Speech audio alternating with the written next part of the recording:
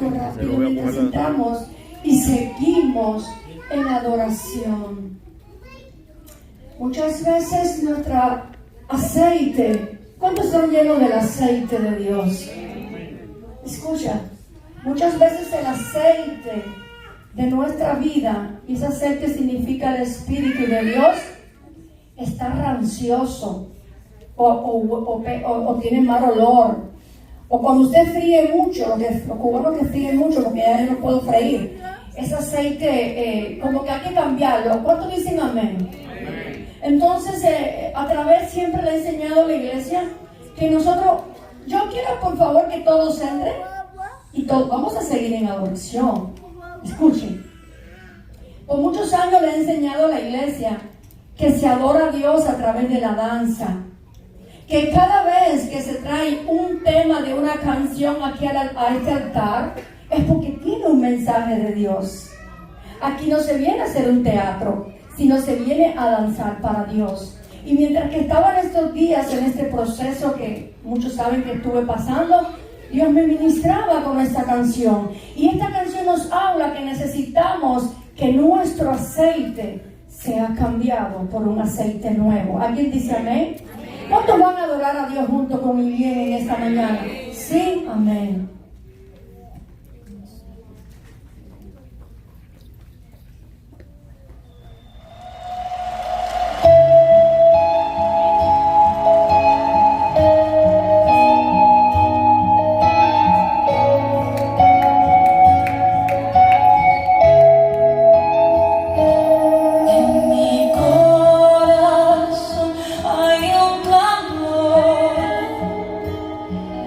Deseo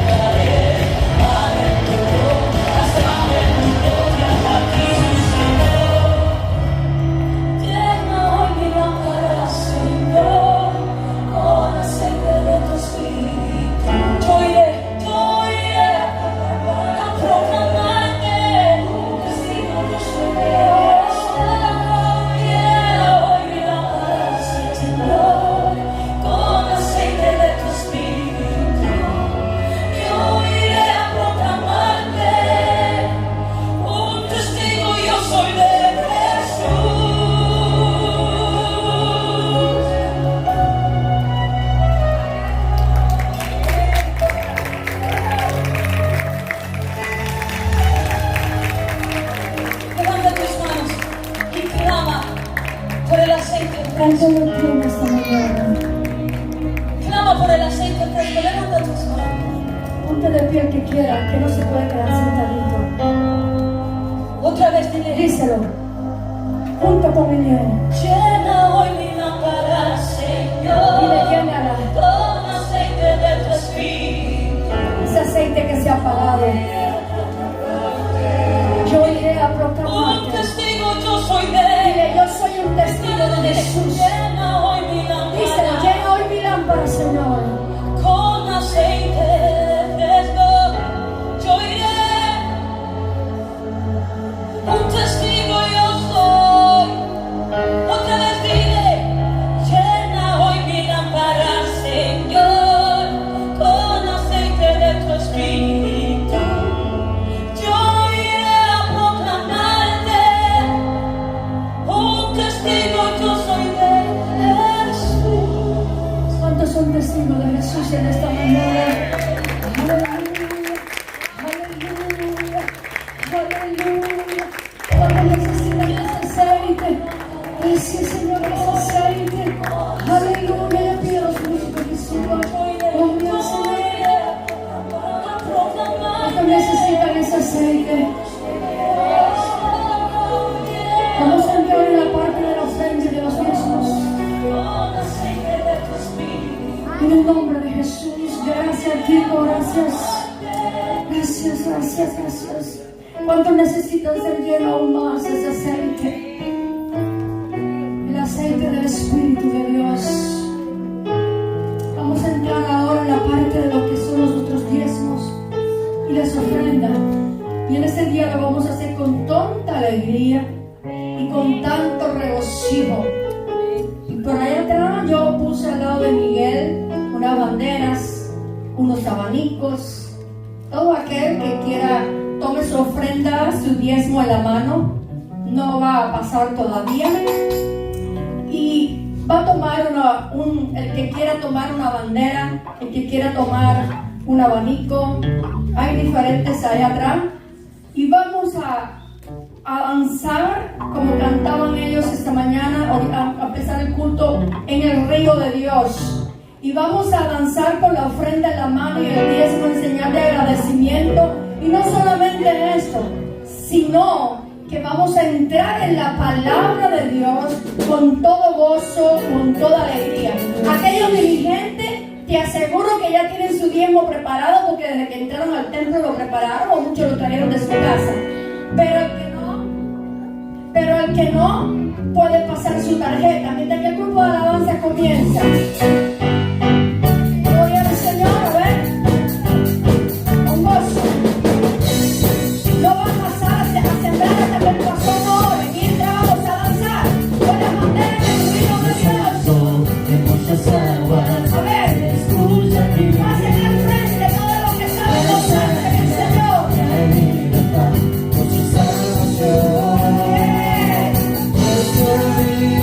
Señor, que nace de tu corazón.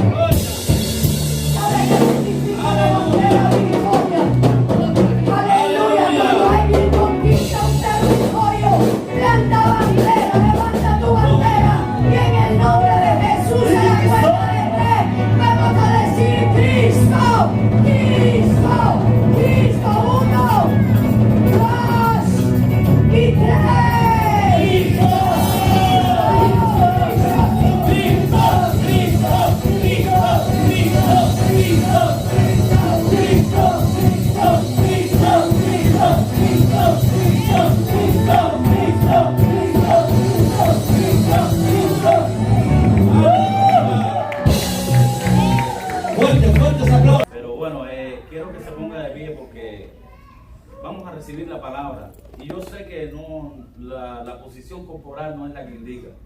Lo que indica es la actitud de su corazón. Cristo le dijo a la multitud, a 5,000 personas, siéntense sobre la hierba, y después que le dijo siéntense, los alimentó sentados. Y ahora Cristo es el que lo va a alimentar a usted.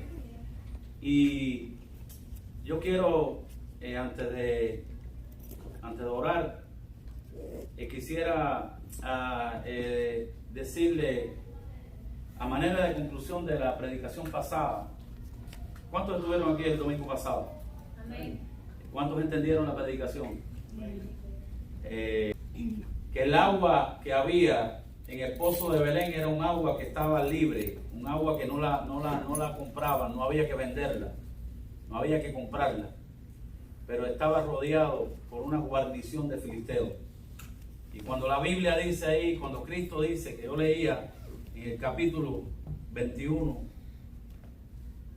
que dice, yo soy el alfa y el omega y el principio y el fin, al que tuviere sello le daré gratuitamente, diga gratuitamente, de la fuente de agua de vida. El que venciere heredará todas estas cosas, diga el que venciere, y yo seré su Dios y él será mi hijo. Y a manera de conclusión quiero decirle que aquí, yo lo decía, hay una dicotomía: o el agua es gratuita o hay que vencer, porque cuando hay que vencer hay que pelear. Entonces yo lo llevaba al ejemplo de 2 Samuel 23, 15 a 17, donde 3 valientes de David fueron e irrumpieron en la guarnición de los filisteos que tenían rodeado el pozo de Belén, y entraron con violencia y agarraron el agua. Después el rey dijo, valgan, líbrame Dios, hubiera yo bebido la sangre de estos héroes, y la derramó a tierra. Y la enseñanza final sobre este pasaje es que estos hombres estaban atentos a la voz del rey. Nosotros tenemos que estar atentos a la voz de Dios. Hoy vamos a predicar algo parecido sobre esto, y es que tenemos que estar atentos a la voz de Dios. ¿Cuál es la voz de Dios? La palabra de Dios.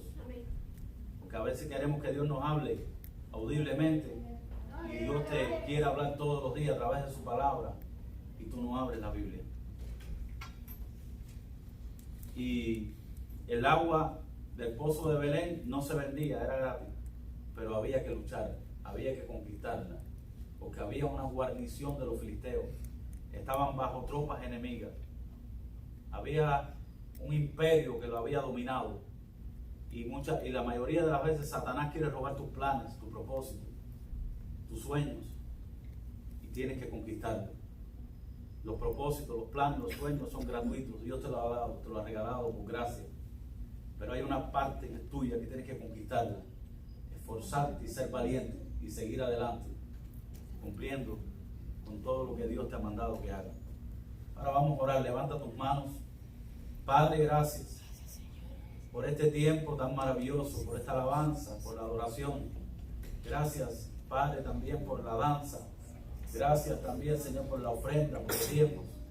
Gracias te damos, Señor, porque tú eres santo, porque tú eres bueno, porque tú eres hacedor de maravillas. Solo tú eres Dios, Señor. Padre, tú nos has llamado para conquistar. Padre, tú nos has llamado para andar en las alturas, no para estar arrastrándonos como las águilas levantando alas.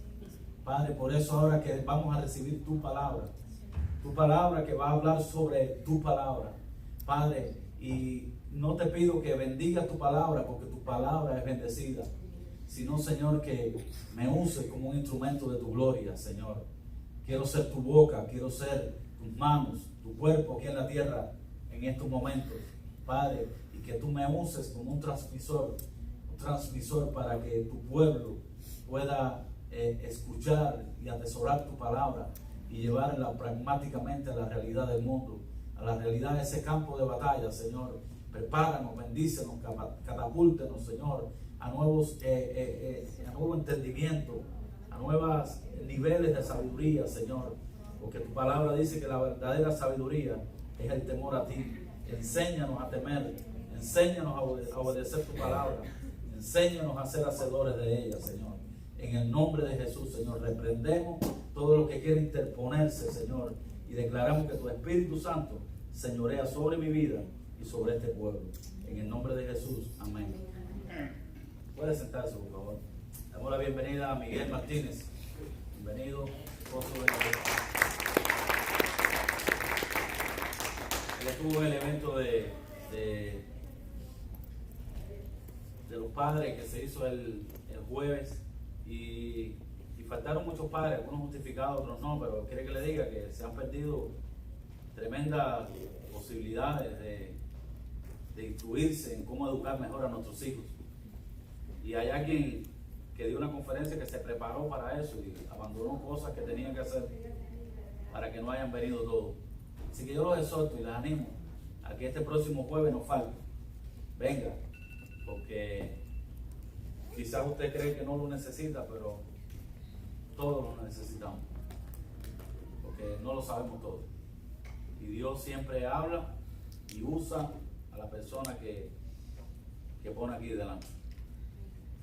Ahora, el título de la palabra de hoy va a aparecer pronto ahí en la pantalla. Es el poder de la palabra de Dios. Diga, el poder de la palabra de Dios. El poder de la palabra de Dios. El apóstol Pablo decía, no me avergüenzo del evangelio. ¿Sabe que el evangelio, el evangelio es las nuevas que Cristo trajo a la tierra? Nuevas noticias, nuevas buenas de salvación para los hombres. Y son 4 evangelios. 4 evangelios significa significa poder. Y 4 que ya esto trascendería, saldría de la frontera. Y por eso que hoy nosotros aquí en Hialeah podemos adorar a Dios y podemos instruirnos en el evangelio, porque ha llegado a nosotros también la salvación. Entonces, el apóstol Pablo decía, no me avergüenzo del evangelio. El apóstol Pablo fue una gente letrada, estudió bajo los pies de Gamaliel, el mejor maestro de aquella época, un doctor en la ley, fariseo de fariseos, y era una religión nueva, había motivos para avergonzarse. Él era alguien que los mismos rabinos, los escribas, los fariseos, lo criticaban, decían, pero ¿cómo este hombre va a abandonar el puesto tan notable, prominente que tenía para estar con esa turba de indoctos predicando el evangelio por ahí, que han puesto al mundo de cabeza para abajo? Y cómo va de perseguidor a ser un perseguido. También la familia, también la gente, era una religión poco comprendida. Nadie sabía cómo va un líder religioso que va a decir que es hijo de Dios, se va a dejar crucificar en una cruz. Porque ellos lo examinaban todo desde una perspectiva humana. Y no sabían que lo que Cristo vino fue a eso, a morir en la cruz, para que hoy nosotros seamos salvos, para que nosotros podamos heredar la salvación eterna. Y para que Cristo esté hoy a la diestra del Padre intercediendo con nosotros. ¿Cuántos dicen amén a eso? Amén. Y él decía, pero no me avergüenzo del evangelio porque es poder de Dios. Poder de Dios. ¿Cuántos creen que el evangelio es poder? Amén. Mira si el evangelio es poder, que yo soy un ejemplo vivo de eso. Me transformó a mí. Me sacó de todos los pecados, de todas las situaciones, de todo aquello que yo creía que era bueno, y me trajo aquí hasta su luz admirable. Es más, transformó al apóstol Pablo, que era un perseguidor. Él decía que Dios lo sacó de las tinieblas y lo puso a la luz admirable. Y después decía, lo que antes para mí era ganancia, hoy lo tomo por basura por amor a Cristo. Es decir, que todo aquello por bueno que teníamos nosotros era basura para lo que Dios nos ha dado hoy, porque esta salvación tan grande no tiene comparación. Imagínense, Dios nos está librando de millones y millones de años de que nuestra alma esté en el infierno, para que vivamos la vida eterna completa en la salvación que Cristo tiene para nosotros. Ahora, ¿cómo se llama el título de hoy? El poder de la palabra. Diga, el poder de la palabra. Si tú crees que que la palabra de Dios tiene poder. Di alto, el poder de la palabra. Di, la palabra tiene poder. La palabra de Dios, di, tiene poder. Di, la palabra del hombre no tiene poder. Porque la palabra del hombre sin el respaldo de la palabra de Dios no tiene poder. Di, la palabra de Dios es poder. Aleluya. Ya han aprendido ya. Gracias al Señor. ¿Por qué no me enciende toda esta completa si quieres? Y apágame la del lado. Vamos a buscar en el libro de Ezequiel. Bueno, primero vamos a leer Hebreos, capítulo 4, verso 12. Hebreos, capítulo 4, verso 12.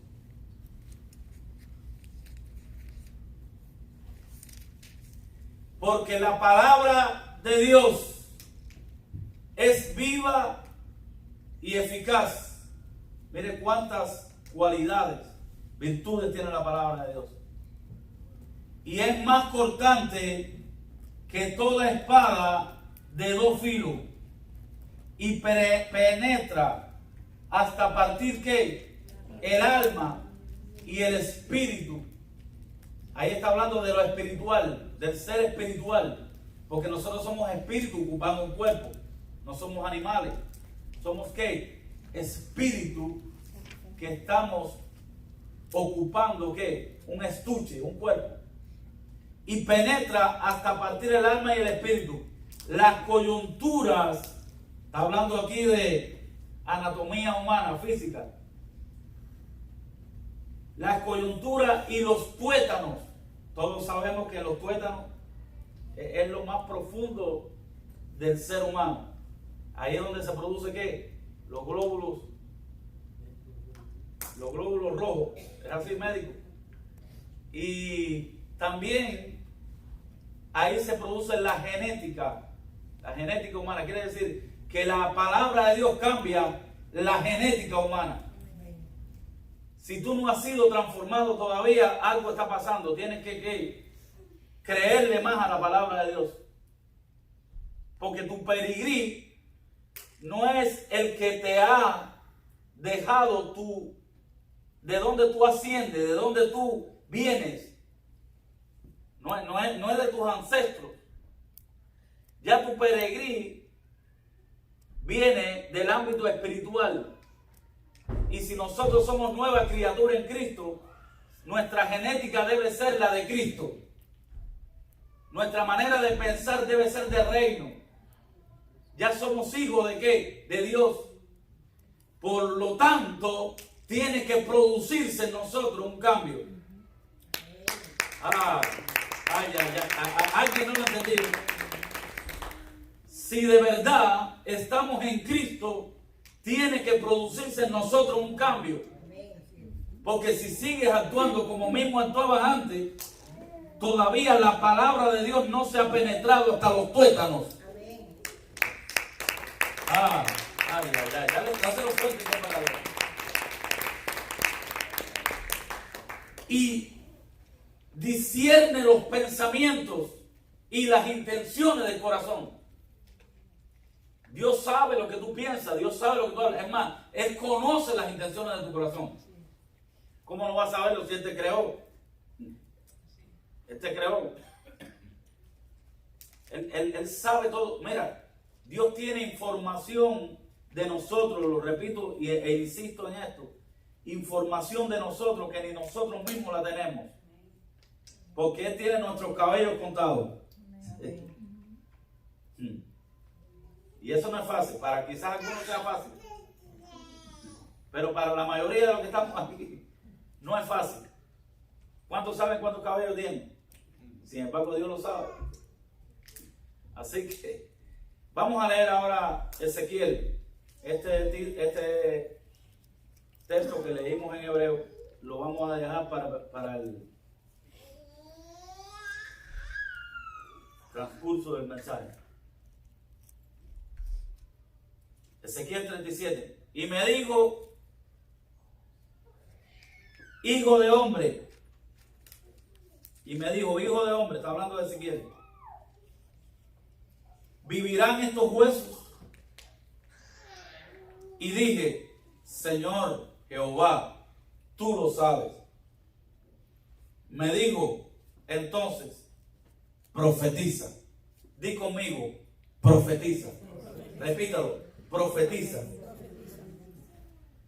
Sobre estos huesos y diles. ¿Cómo le está diciendo? Diles que hay ahí poder en la palabra. Dios creó el mundo con su palabra. Dice que Dios decía, hágase, y se hizo. Y nos ha dado a nosotros la facultad para decretar, para establecer, siempre y cuando todo lo que decretemos y establezcamos corresponda con su palabra y también con su voluntad. Y me dijo, hijo de hombre, ¿vivirán estos huesos? Y le dije, Señor Jehová, tú lo sabes. Me dijo entonces, profetiza sobre estos huesos y dile, huesos secos, oíd palabra de Jehová, oíd palabra de Jehová. Hoy, mira, la situación en tu familia va a cambiar cuando tú declares la palabra de Jehová. La situación en tu matrimonio va a cambiar cuando tú declares la palabra de Jehová. La situación va a cambiar aquí en esta ciudad cuando declaremos la palabra de Jehová. Cuando dejemos de estar maldiciendo, cuando dejemos de estar diciendo esta ciudad está llena de mujeres, esta ciudad no sirve, hay mucha delincuencia, me quiero ir para otro estado. Cuando cambiemos nuestro léxico, cuando cambiemos nuestro vocabulario y adoptemos la posición del reino y comencemos a decir, hueso seco, levántate, profetizo vida sobre ti, estoy seguro que Dios lo va a hacer. Aleluya. Profetiza sobre tu país. Profetiza sobre la isla de Cuba. Ay, profeticemos en vez de estar hablando, en vez de estar diciendo cosas negativas, es echar más leña al fuego. Digo, profetizo que se tiene que producir un cambio. Profetizo que esa isla va a ser libre. Profetizo que Dios se mete en ese asunto. Profetizo que el pueblo de Cuba entrega su corazón a Dios y comienza a hacer las cosas como Dios quiere. Profetizo. Si tú le crees a Dios de verdad, hay veces que yo le he pedido a Dios cosas que el que me oye dice, pero ¿cómo este va a estar pidiendo esa cosa? ¿Tú sabes por qué? Porque a un Dios grande se le pide cosas grandes. Y a un Dios grande se le cree en grande. Porque si tú, la palabra de Dios lo dice, y las promesas de Dios son para nosotros, no es que vienen, es que con Cristo ya están. Ya no es que tiene que venir, no es que dame, es que están. Por medio de la fe tenemos que apoderarnos de ellos. Por el medio de la palabra de Dios, declarando la palabra de Dios, estableciendo la palabra de Dios. Dios lo hace, Dios respalda su palabra. Ahora, hablando sobre este pasaje, ¿quién era Ezequiel? Ezequiel fue un joven que tuvo que vivir el tiempo, la época del cautiverio más grande que tuvo la nación de Israel. El cautiverio de Babilonia, donde estuvieron 70 años, diga 70 años, porque habían estado en los tiempos de los jueces 7 años, 8 años, después 40 años, pero aquí fueron 70 años, donde el pueblo fue cautivo en Babilonia. Ezequiel tuvo que vivir todas esas cosas. Ezequiel prácticamente fue un profeta que se constituyó un guijarro en los zapatos de los reyes. Se constituyó en una punta de lanza para los reyes. Porque todas las palabras que Dios le daba a Ezequiel eran palabras duras, eran palabras fuertes, parecido a Jeremías.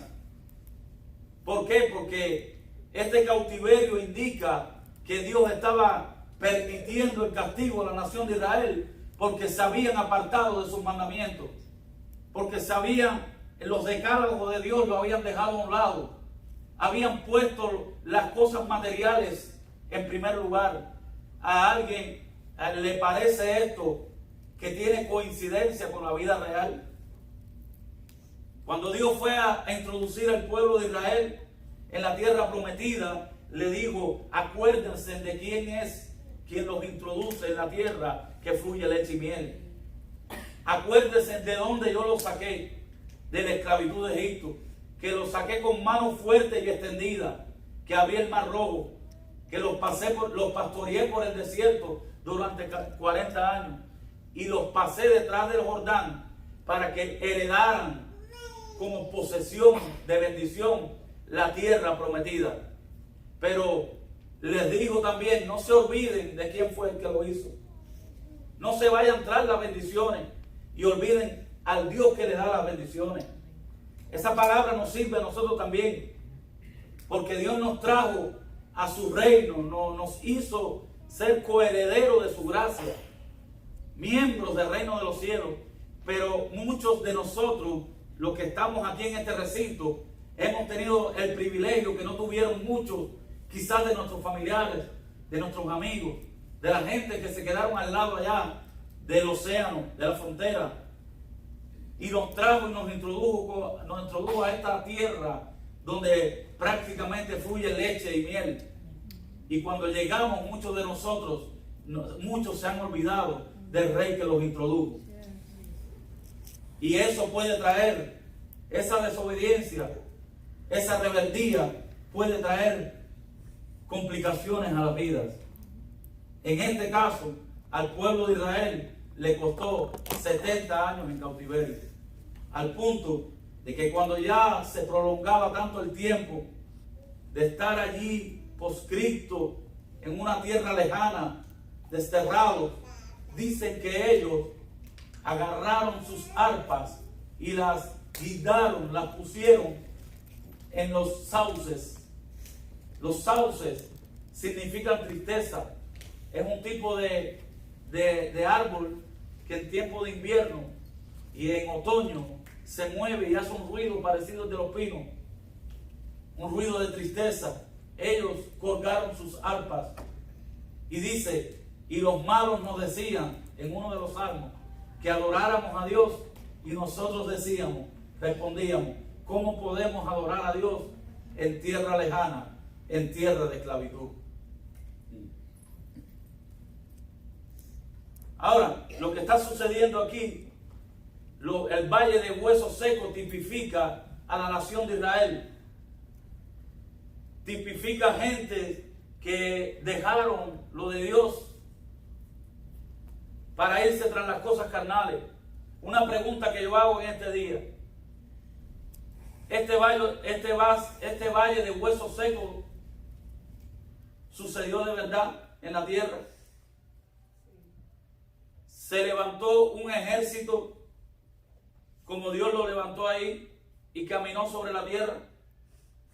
Pues le quiero decir que es una verdad de Dios, una verdad espiritual, pero no sucedió físicamente en la tierra.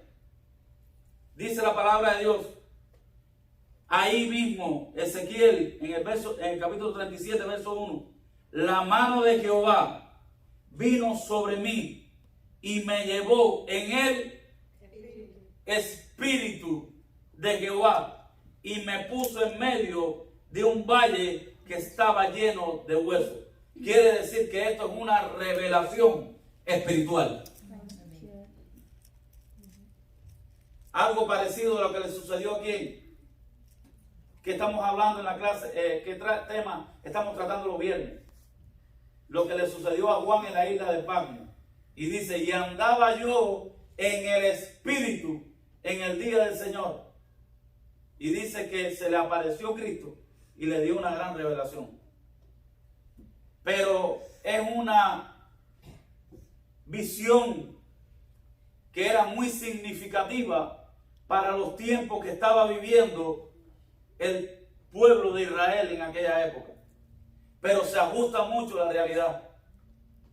Se ajusta mucho y nos sirve a nosotros los cristianos del siglo XXI.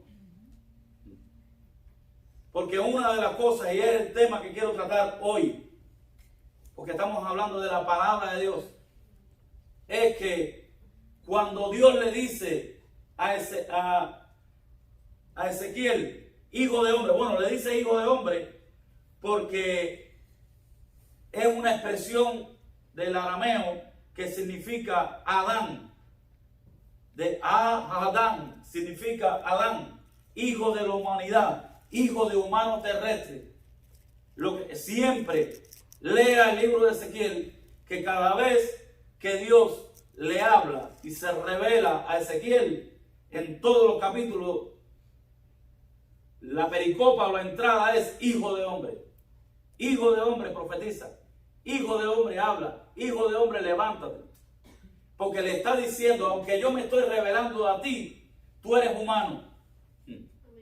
Y yo quiero que tú seas un instrumento para hablarle a los demás. Porque a veces nos creemos que somos la última Coca-Cola del mundo porque Dios nos usa. No.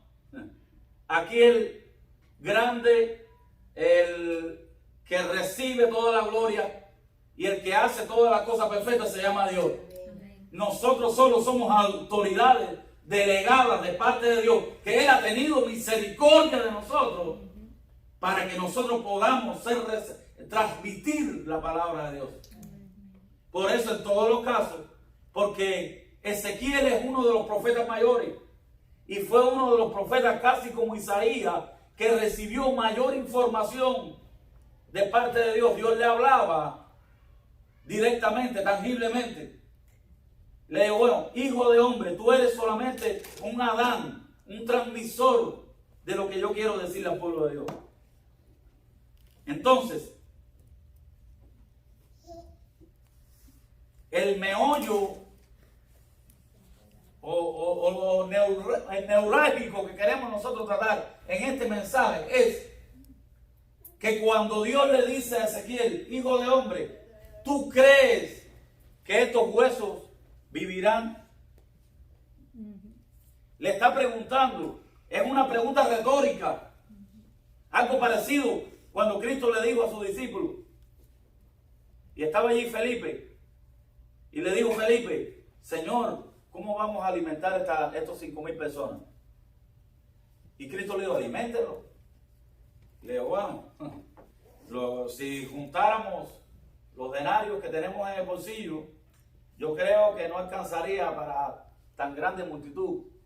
Es más, en lo que vayamos al pueblo, en lo que vamos al pueblo y compramos alimentos y regresemos aquí, ya la gente se desmayaron.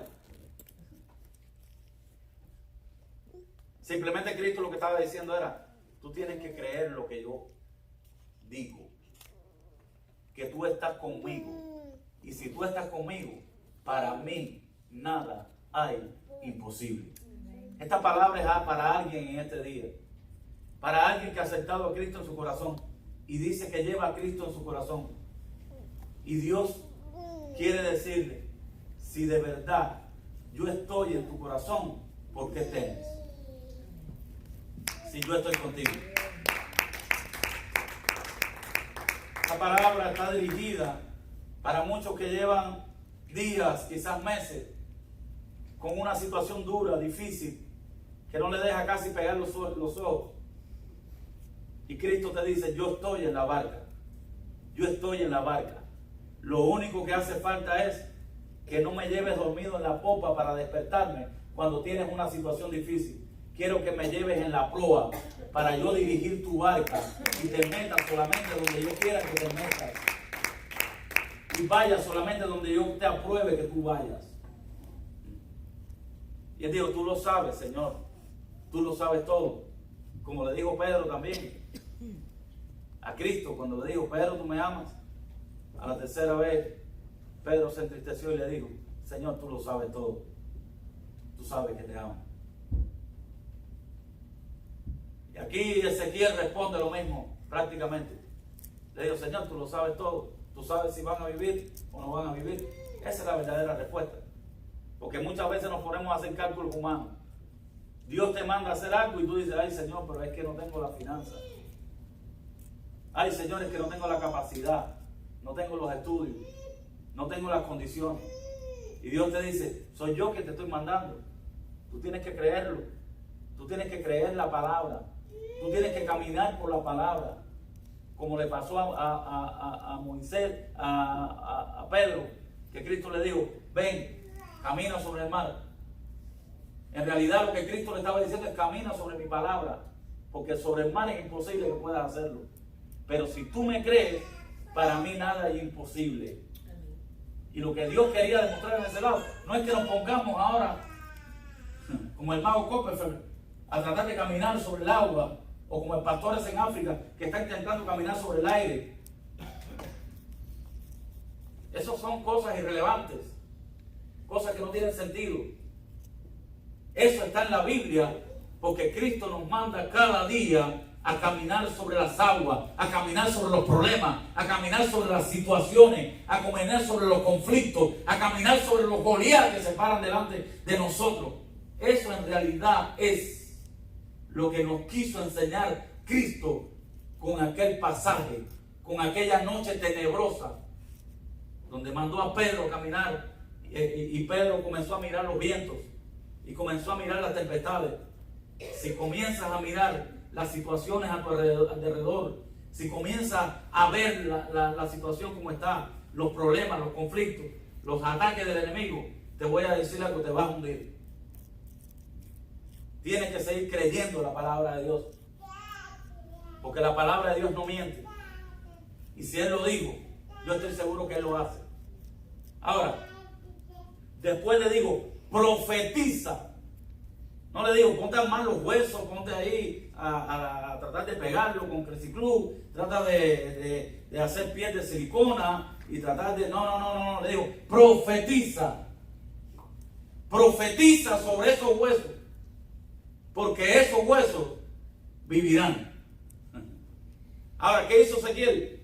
Dijo, no, Señor, no, eso es imposible. Ya esos huesos llevan una guerra, los almacenaron aquí, lleva muchos años aquí, están calcinados mucho. No, él le creyó a Dios. ¿Y qué hizo? Profetizó. Apágame para acá, ¿o no? De aquí está. Y enciéndeme esta de aquí adelante. ¿Qué hizo? Profetizó. Ahora, cuando profetizó, Dios fue el que hizo la obra. Tú solamente vas a hablarlo, tú solamente vas a creerlo, porque ahora esa moda que se está usando, no, decreto, yo hablo y establezco y todo, y eso tiene que hacer, no. Usted tiene que decretar de aquí, si no sale de aquí, es por gusto. Pero tienes que decretar lo que respalda la palabra de Dios, lo que la palabra de Dios te apruebe, y lo que es la voluntad de Dios también. Porque tienes que respetar la voluntad de Dios, porque Cristo en todo momento siempre respetó la palabra de Dios. Incluso antes de ir a la cruz del Calvario, en el huerto de Getsemaní, digo, Padre, pasa de mí esta copa, pero hágase tu voluntad.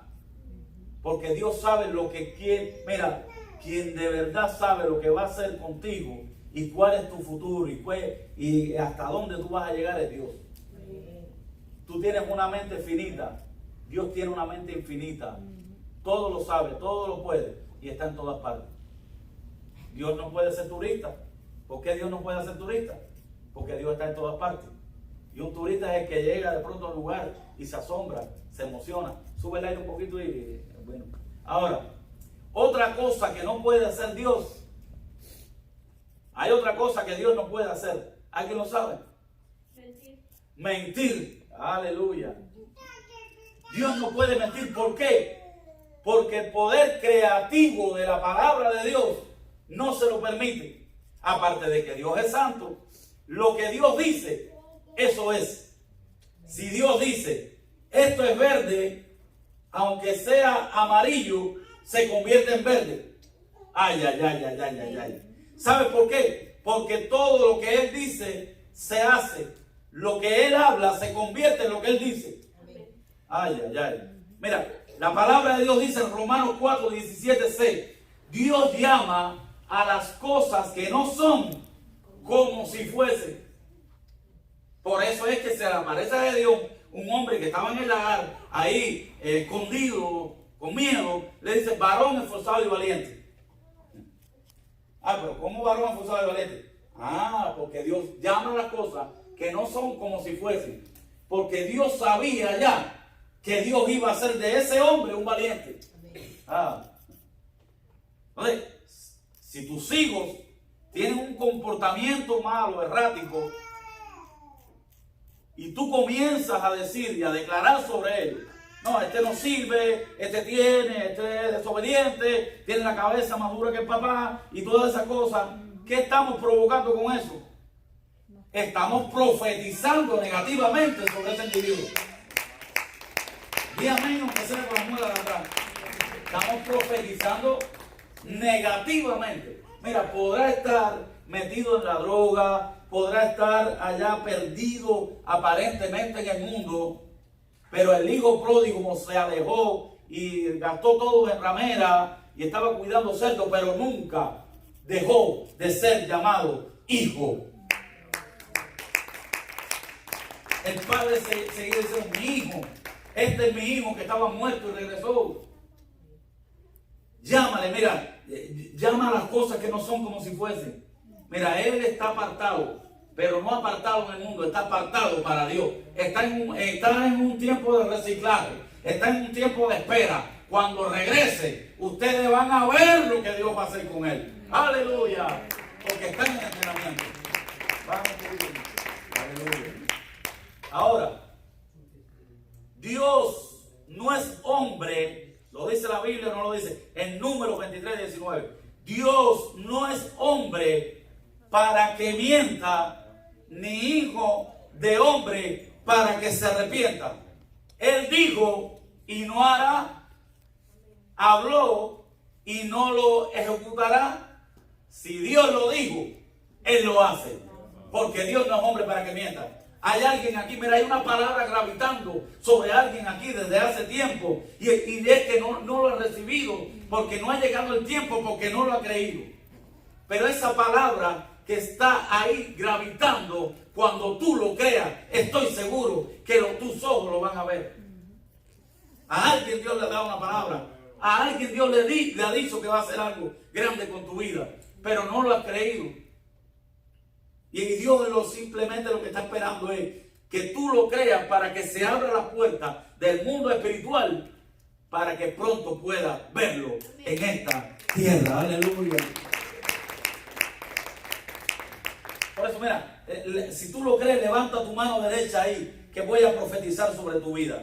Yo vine a declarar como profeta de Dios, cierra tus ojos. Yo vine a declarar como profeta de Dios en este día que toda palabra que Dios ha dado, viene el tiempo que tus ojos lo verán. Lo que Dios habló, pronto se cumplirá, pronto se cumplirá, pronto tus ojos lo verán. Ay, ay, ay, ay. Si Dios lo dijo que te va a prosperar, mira, Dios te va a prosperar. Si Dios te dijo que te va a sanar, mira, espera que Dios lo cumplirá. Porque, ay, ay, ay, ¿sabe lo que dice la Biblia? Porque como desciende del cielo la lluvia y viene la lluvia y la nieve y no vuelve allá, sino que riega la tierra, la hace germinar y producir y da semilla al que siembra y pan al que come, así será mi palabra que sale de mi boca. No volverá a mí vacía, sino que hará lo que yo quiero y será prosperada en aquello en que la envié. Isaías 55 del 10 al 11. Prosperará la palabra. La palabra prosperará sobre tu vida. Si Dios ha dicho que te sana, ponle el puño que Dios te sana. Solamente tienes que creerlo. Si Dios te dice que los hijos se alinean y vuelven a casa, créale, porque la palabra de Dios dice que yo y mi casa serviremos al Señor. Aleluya. La gente dice, no, está violando la síntesis de la oración. ¿Cómo vas a mencionar el burro? ¿Se menciona de qué? De último. No, ahí Josué dijo, yo y mi casa. ¿Sabes por qué yo y mi casa serviremos al Señor? Porque yo seré el ejemplo, yo seré el primero. Yo modelaré cómo deben servirle a Dios para que ellos sigan mis pasos. Aleluya. Yo y mi casa. La palabra de Dios dice en Mateo 24:35, el cielo y la tierra pasarán, mas mi palabra no pasará. Ay, hay otra parte que dice, la hierba se seca, la flor se marchita, pero la palabra de Dios permanece para siempre. ¿Sabe lo que dijo el centurión humano? El centurión romano, el jefe de 100, de una cuadrilla de 100. Le digo, envía la palabra y mi siervo sanará. Envía la palabra. Con la palabra es suficiente. Con esta palabra que tú estás recibiendo aquí de parte de Dios es suficiente. Todo depende de cómo tú lo recibas, del receptor. Todo depende. Todo depende. ¿Alguien entiende aquí que la palabra de Dios es poderosa? ¿Tú lo entiendes? La palabra de Dios es poderosa. Es así. Mira, te voy a dar 30 segundos para que declares una palabra sobre tu vida en esta hora. A ver, vamos a ver. 30 segundos para que tú levantes las manos ahí y comiences. Huesos secos, huesos secos. Yo profetizo sobre ti. Yo profetizo sobre ti que vivirás, vivirás. Mira, y verás que los huesos se unirán con los huesos, que va a comenzar a tener tendones, tejidos, músculos. Abre tu boca, comienza a profetizar, tú eres el mejor profeta en esta hora de tu casa, de tu hogar. Te doy 30 segundos, suelta la palabra sobre tus hijos. Di, mis hijos habitarán seguros, mis hijos, mi descendencia será establecida delante de Dios, porque la palabra de Dios dice en el Salmo 102:28, los hijos de tu siervo habitarán seguros y su descendencia será establecida delante de ti. Joven fui y envejecido y no he visto justo desamparado ni su descendencia que mendiga pan. La palabra te respalda. Comienza a decir, mi descendencia será establecida delante de Dios. Mis hijos serán prósperos, se retoñarán como árboles del Líbano, serán sembrados en terreno fértil, porque yo, joven, fui y envejecido y no he visto justo desamparado, ni descendencia que mendigue pan. Di, mi descendencia, grítalo ahí, mi descendencia. ¿Dónde están los profetas en este día? ¿Dónde están los intercesores? Di, mi descendencia no vivirá debajo de un puente. Mi descendencia no tendrá miseria. Mi descendencia tendrá abundancia. Mi descendencia será próspera. Suelta la palabra sobre tu ministerio. Suelta la palabra y di, yo soy cabeza y no cola. Yo soy alguien, la niña de los ojos de Dios. Alguien que Dios ha establecido como un profeta para estos tiempos, para poner en alto el nombre de Jesucristo. Yo soy un instrumento de Dios y Satanás no puede con eso. Dígalo, di.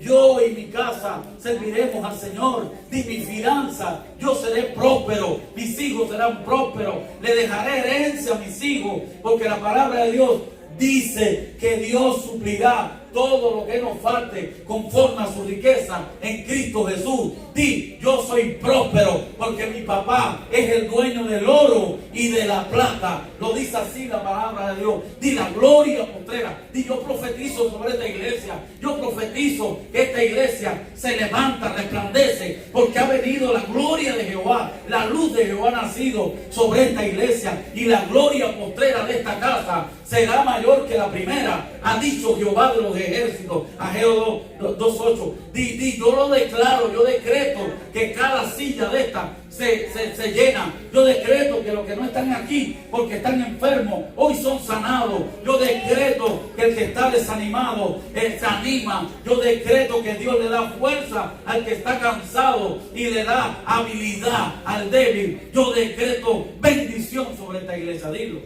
Di, yo decreto bendición sobre mi vida. Di, a través de la palabra de Dios. La palabra de Dios es poder.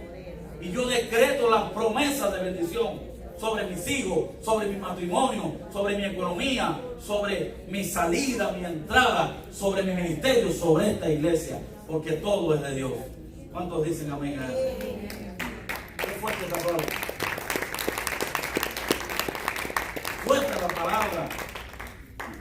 La palabra de Dios es medicina de enfermo. La palabra de Dios es agua al sediento. Y la palabra de Dios es pan para el hambriento. La palabra de Dios sirve para todo. Es viva y eficaz. Si tú la ves escrita ahí en las paredes, no es por gusto. causa un efecto. Declara la palabra. Quizás estás predicándole a tus hijos perdidos o a la gente o a tus familiares. Declara la palabra. Olvídate de palabras huecas. Olvídate de palabras de hombre. Olvídate. Tú lo sabes todo, Señor. Yo declaro la palabra porque la palabra de Dios no regresa vacía. No regresa vacía. Mira, la palabra de Dios dice Jehová en Isaías 58 del 11 al 12. Jehová te pastoreará siempre y en las sequías saciará tu alma y dará vigor a tus huesos y será como huerto de riego y como manantial de agua. Aguas que nunca faltarán, y los tuyos edificarán los cimientos, de generación en generación levantarán y serán llamados reparadores de portillo, restaurador de calzado para habitar. Léalo ahí en tu casa cuando llegue, Isaías 58 del 11 al 12. Mira cuántas promesas de Dios para el que cree en su palabra. Palabra de Dios es viva, es eficaz, siempre cumple su objetivo. Una ilustración, una anécdota. Llegaron dos cristianos en cierta ocasión a una cárcel y comenzaron a repartir Nuevo Testamento a los reclusos. Y llegaron allí y había uno que tenía cadena perpetua y le dieron a través de la red el Nuevo Testamento. Y cuando aquel hombre agarró aquel Nuevo Testamento, lo primero que hizo fue tocar las hojas, examinarlas, y dijo: la voy a recibir, porque estas hojas me sirven para hacer los tabaquitos de marihuana. Y uno de los predicadores, de los evangélicos, de los cristianos, le dijo: yo debería quitarte ese Nuevo Testamento, porque ya me has dicho para qué lo quieres, pero vamos a hacer un acuerdo entre tú y yo. Antes de tú fumártela, antes de arrancar la hoja para fumártela, léela. Y le dijo: de acuerdo. El hombre se fumó a Mateo, después se fumó a Lucas, después se fumó a Marcos, pero cuando se fue estaba fumando a Juan, que llegó al capítulo 3, verso 16, que leyó: porque de tal manera amó Dios al mundo, que dio a su Hijo unigénito, para que todo aquel que en Él cree